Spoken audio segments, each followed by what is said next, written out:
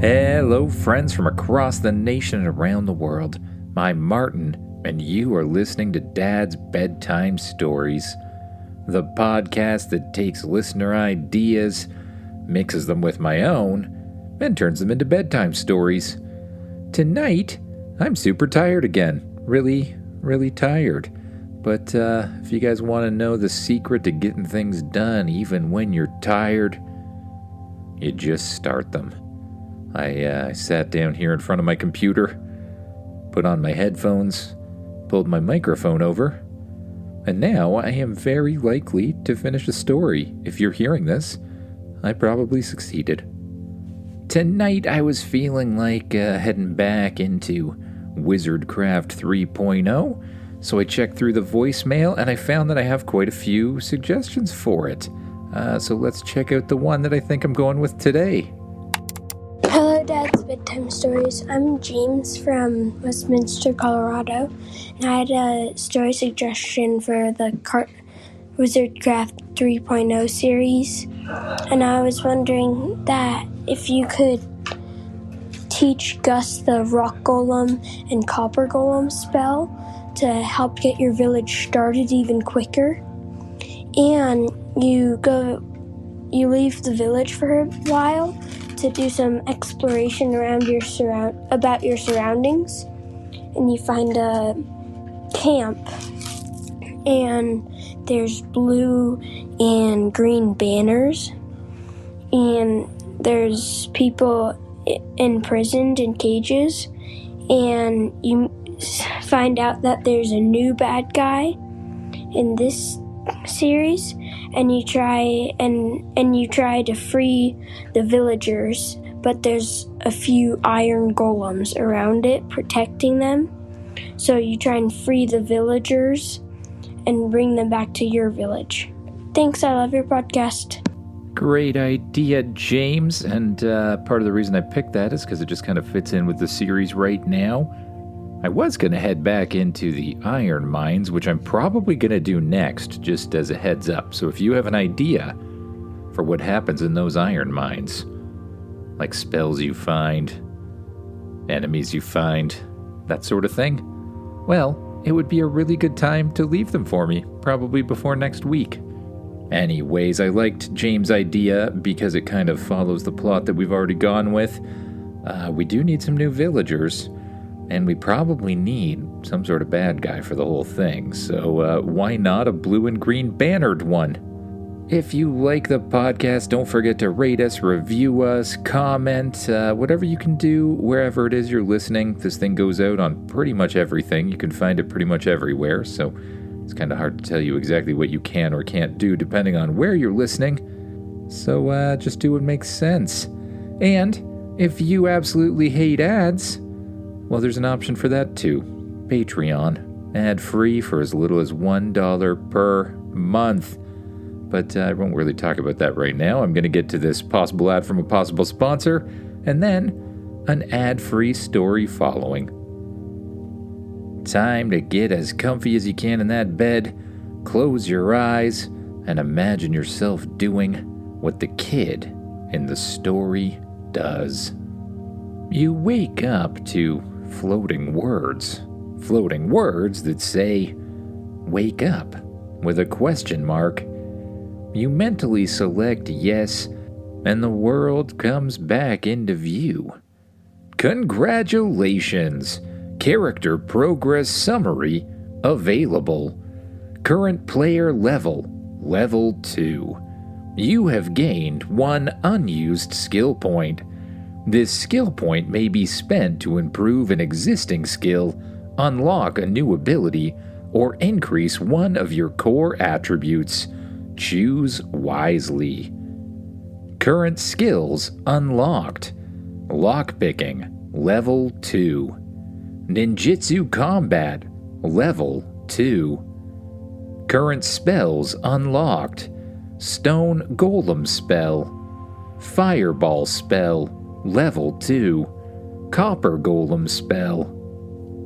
Would you like to use your skill point?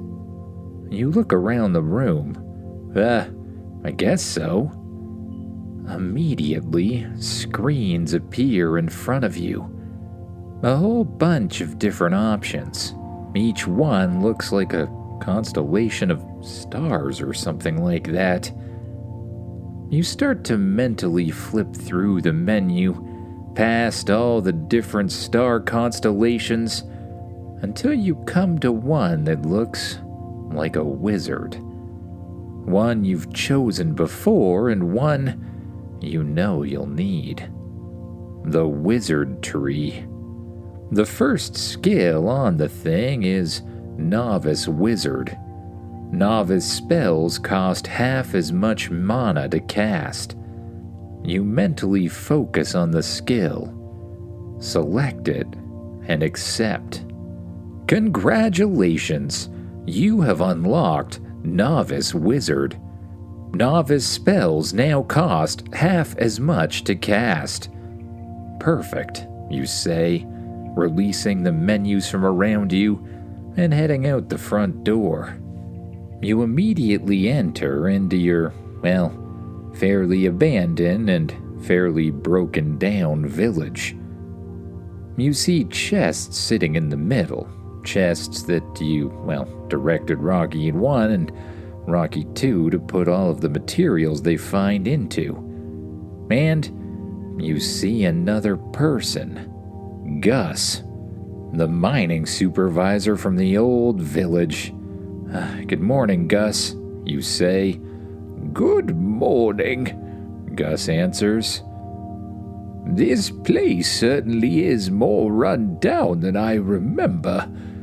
Oh, what do you think about fixing it up a bit? He says. Well, that's probably a good idea, you answer. And we have all sorts of materials to do it with. You left 5 chests in the middle of the village. One for wood, one for stone, one for precious materials, and another 2 to figure out later. You check each one and see that they're actually pretty full of all sorts of things. Even without using a crafting table, these materials should be enough to make all sorts of improvements to the village. You focus on one of the buildings across the alley. You imagine the broken pieces being back in place, and slowly, a ghost-like structure appears around the thing. An indication of what could be if you put your thoughts into practice. You reach one hand down to the chest of materials and will them forward into place. Immediately, the materials fly out of the chests and, find their way to the perfect place on the broken shop. Wood pieces fill in the doors, stone pieces fill in the outlines, and by the time you're done, the shop almost looks like new. Ah, very good. Now, if only we had some of those copper golems to do the work. Those things love improving stuff. Really? You say? Oh, yes. Copper golems prefer to be builders, gatherers, miners, that sort of thing. Unlike your typical golems, which prefer combat and such. Interesting. Well, I actually do have a copper golem who's currently mining right now. Come to think of it, he's probably found all sorts of copper. Rocky 1, Rocky 2, go get the copper golem, you order, and tell him to bring all the materials he's gathered. Understood, Rocky 1 and Rocky 2 answer. Immediately, they transform into little boulders and roll themselves up the staircase to the top of the mines. Gus, I was thinking. Oh, were you? Well, don't think too hard on my account, Gus says. Okay. Anyways, last time I was in a world like this, or, a village or whatever, I was successful because I shared my power. Are you someone who'd be open to that sort of thing? Shared your power? What are you talking about? Gus asks. Well, I've sort of developed a couple new spells. Most importantly, a Stone Golem spell and a Copper Golem spell. Each of those can only be used once a day by each person. So, I'm thinking if we want to build this village up quickly, the best way to do that is for there to be more people who can make golems. And you are the only people I have around. So you're saying that you want to give me spells? Spells to make copper golems and stone golems? Yeah, pretty much, you answer.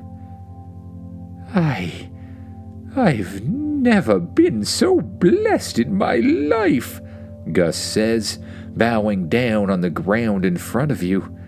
I would be forever grateful if you would even impart a single one of those spells on this poor minekeeper.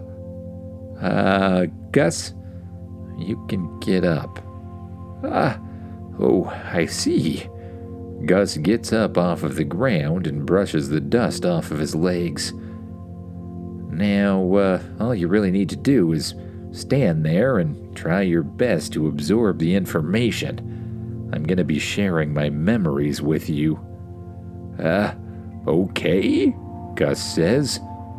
You reach out to Gus and place a hand on each of his temples. Then, you start to remember. Remember the ways of stone. The ways of ordering the stone into a nice little golem formation, of commanding the stone to come to life. And soon, the memories take over, flashing through your mind just as they did when you first read the Stone Golem spellbook, and making their way directly into Gus's.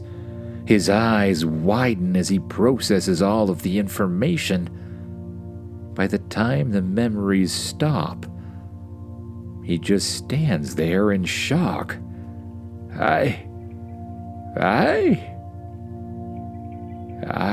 can make a stone golem. Congratulations! You have successfully taught a spell to another. Experience awarded. Well, ready to give it a shot?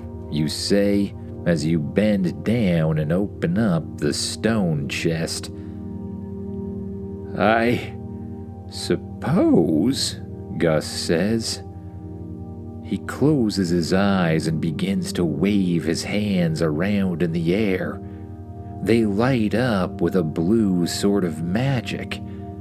Gus reaches toward the chest and summons a whole bunch of rock pieces out of the thing. You watch as they twirl around in the air, form themselves together in the form of a, rock golem, and solidify into shape. Then, Gus opens his eyes and commands the rock golem to come to life. What are your orders? The rock golem says. I did it. I created a rock golem. My parents are never going to believe this. Partially because I don't know where they are, but anyways. Great job, Gus. Now we can equip this guy with some tools and put him to work.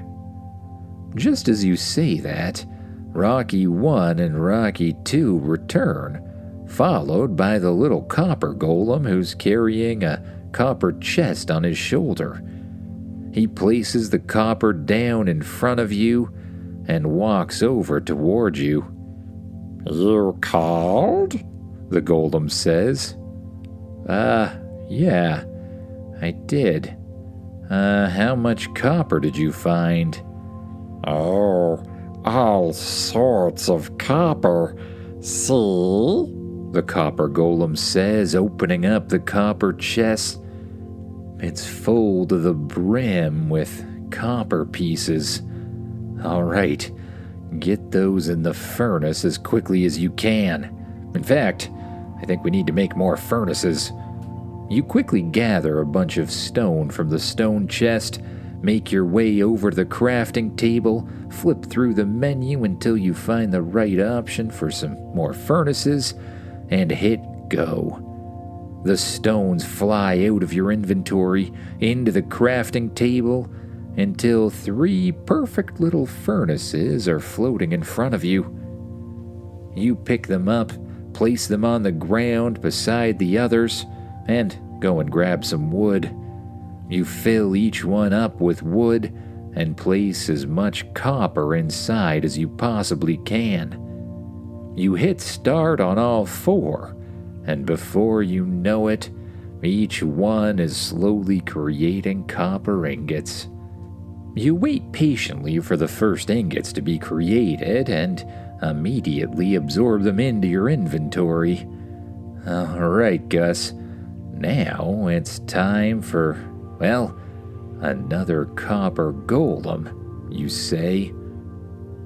You summon the copper out of your inventory, focus on the new power you learned, and your hands begin to glow.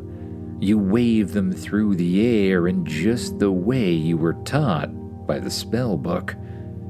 The copper starts to float up in the air, spin around in circles, and snap together into the shape of a little Copper Golem.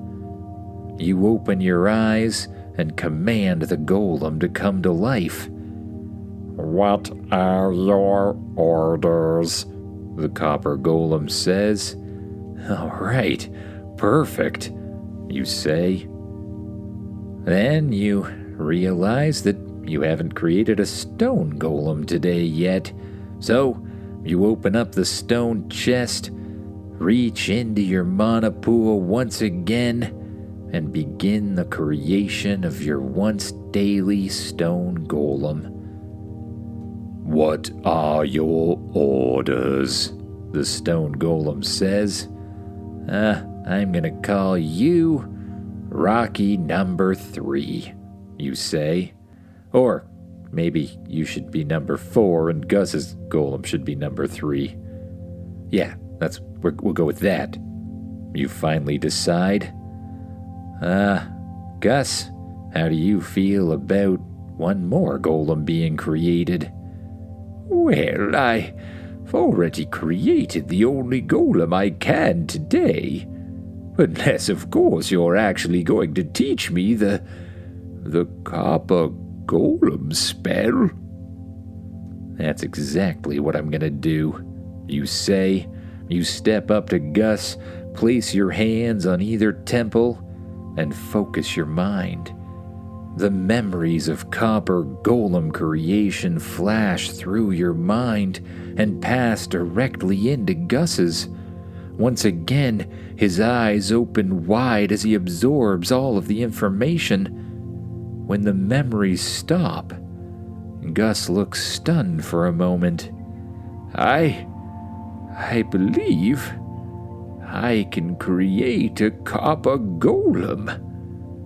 He reaches into his mana pool, begins waving his hands in the air, and summons copper ingots directly out of the furnace. They fly through the air, form themselves into a little Copper Golem, and solidify together, immediately coming to life.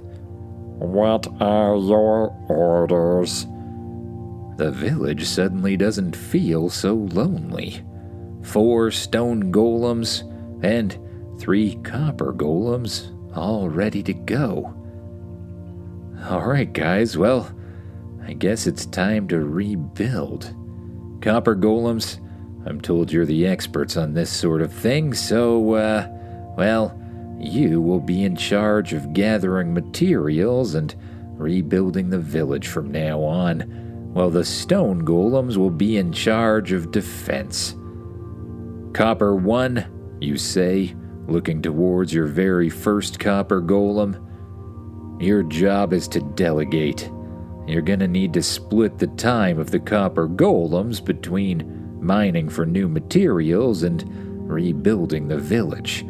I'll add more to your fleet every day that I can. Understood? Understood, the copper golem says, and then he bends down towards the other golem, and the 3 of them start to chatter together in an almost unrecognizable language that just sounds kind of like clicking noises. Then one of them marches up the stairs toward the mine, and the other over to the chests to gather materials, presumably to fix the place up.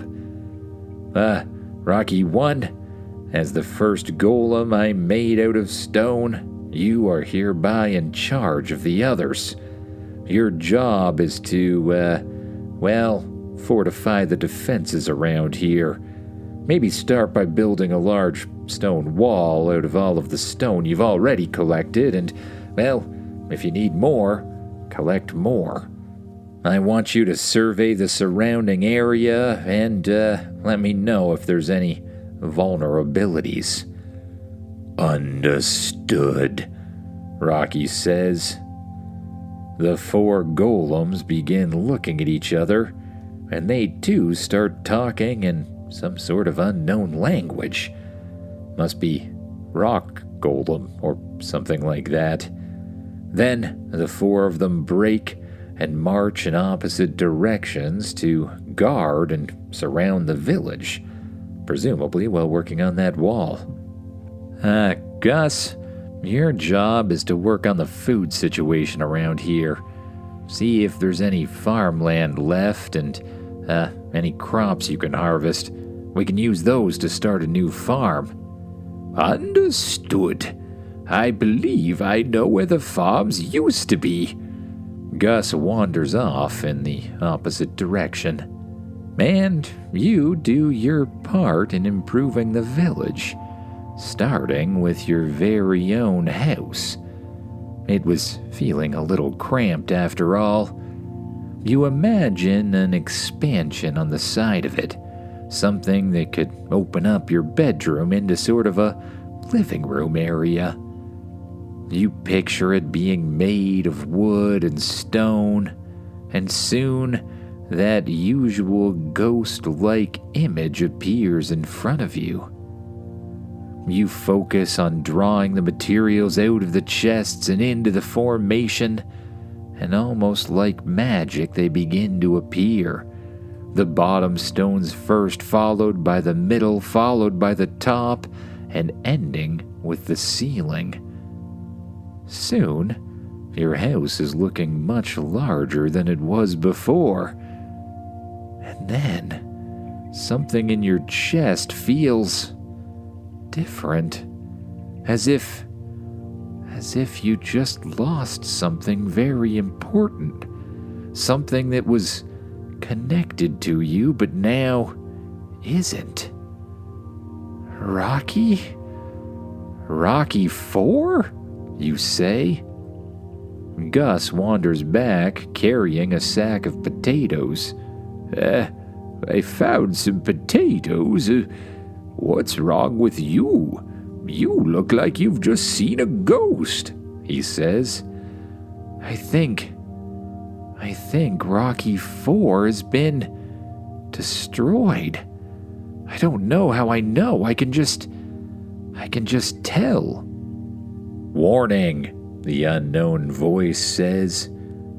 One of your rock golems has just been destroyed in combat. As each golem is imparted with a small part of your own life force, you can sense them and will feel deeply connected. I feel really sad, you say. Where did this happen? How was it in battle? Excellent question, the all-knowing voice says. I suggest checking your map. Your map should indicate the position of all known golems, or their last known position. You lift up your left wrist and a map appears in front of you, almost like a digital floating hologram.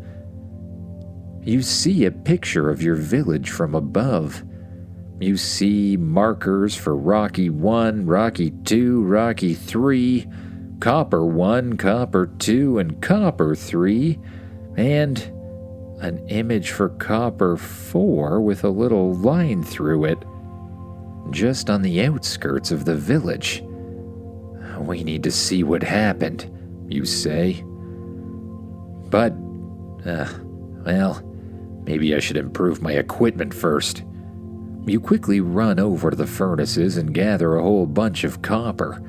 While you already made yourself a copper chest plate, it's probably a good idea to make some other pieces of armor.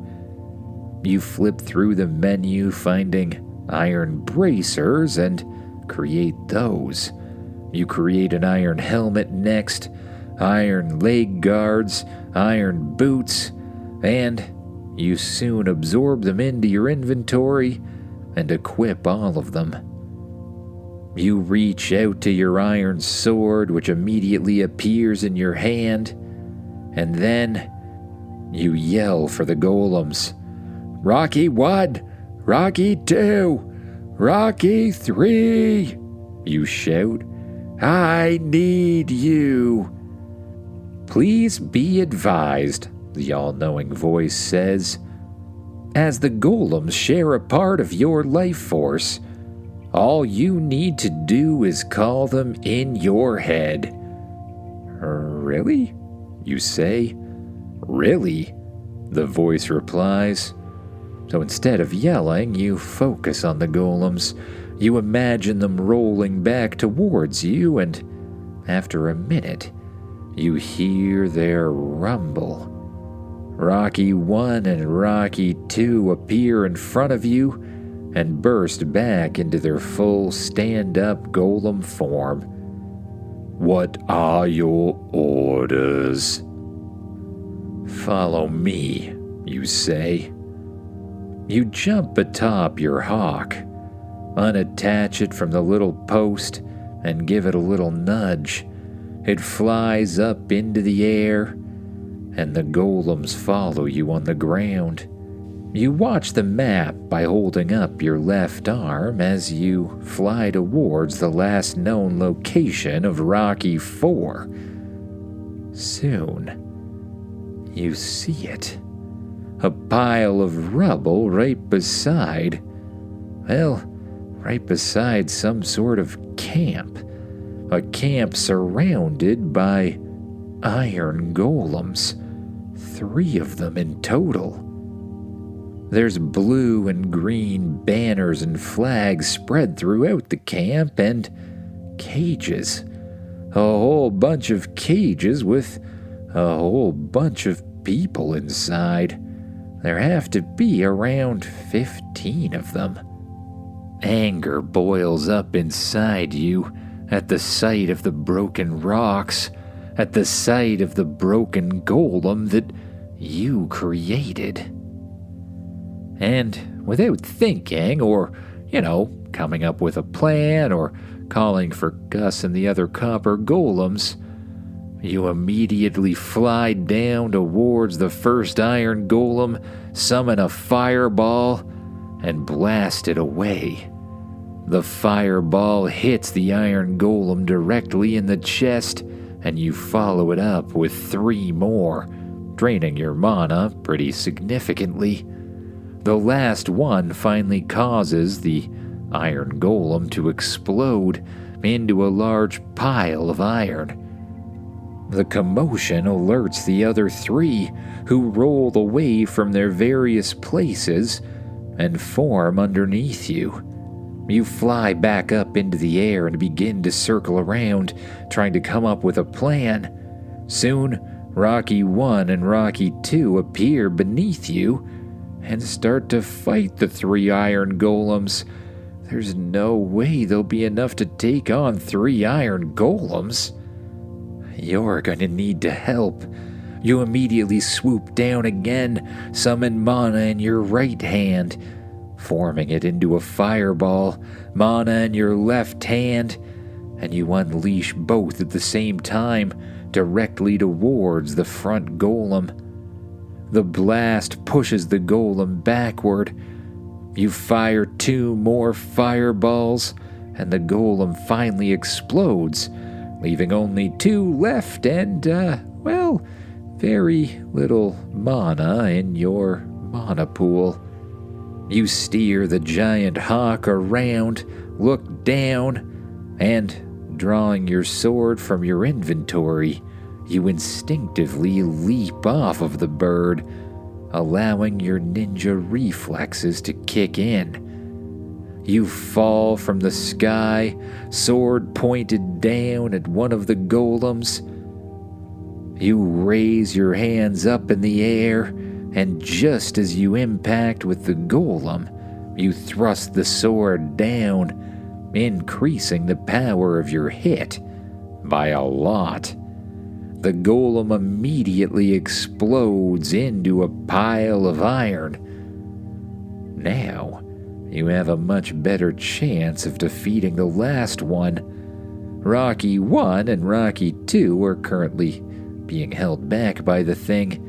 It has Rocky 1's head in its one arm, while it holds Rocky 2 in a sort of chokehold. Your mana pool refills just enough for a single fire blast. You form the fireball and shoot it at the Iron Golem. It hits him in the back, causing him to turn around. He throws the other 2 rock golems in the opposite direction and starts to march straight towards you. You hold your sword at the ready and begin to swing it at the golem. He blocks with his arm. The sword just sort of clangs against the thing.